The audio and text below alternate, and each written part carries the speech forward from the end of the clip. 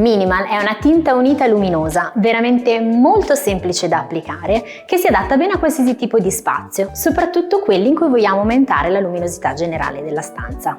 Il bello di questo prodotto è che ci permette di ottenere un delicato effetto di chiaroscuro in parete e a seconda del risultato che vogliamo raggiungere potremo applicarlo in due modi, wool oppure cotton.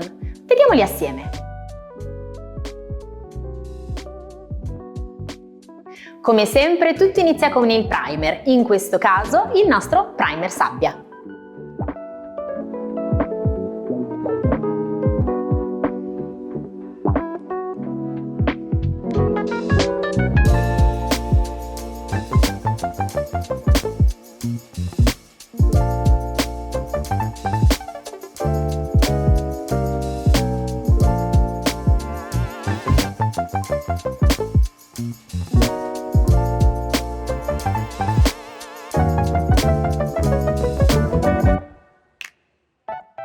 Il bello di wool è che con questa applicazione incrociata ci permette di ottenere un effetto molto avvolgente.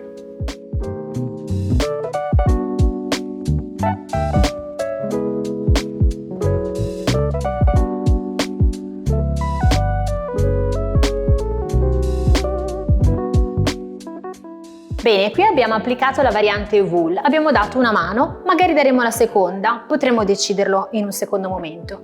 Da questo lato invece procederemo con la variante cotton. La bellezza di cotton è che gioca con la percezione visiva dell'altezza della parete. Una cosa fondamentale per questo tipo di effetto è il fatto di avere sempre la stessa direzione di pennellata, in questo caso dall'alto verso il basso.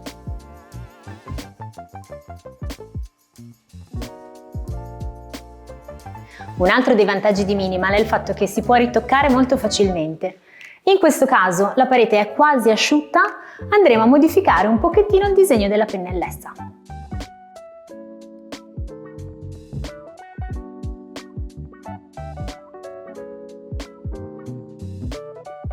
Bene, abbiamo concluso con la prima mano. Da un lato troviamo l'effetto wool, mentre dall'altro abbiamo l'effetto cotton. Ora, la parete magari ci piace già così, un pochino contrastata. Se desideriamo invece ottenere un effetto più omogeneo e leggermente più opaco, possiamo procedere con una seconda mano di prodotto.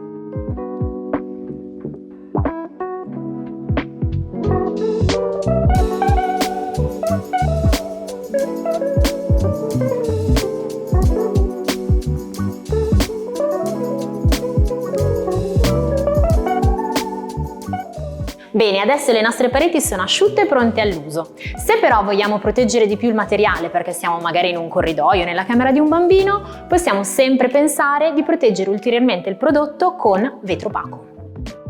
Per concludere, lo dice anche il catalogo, Minimal è lo stile di vita che permette di evadere da ciò che non è essenziale per poter concentrare la propria mente sulle cose che davvero importano. È semplice, è Minimal.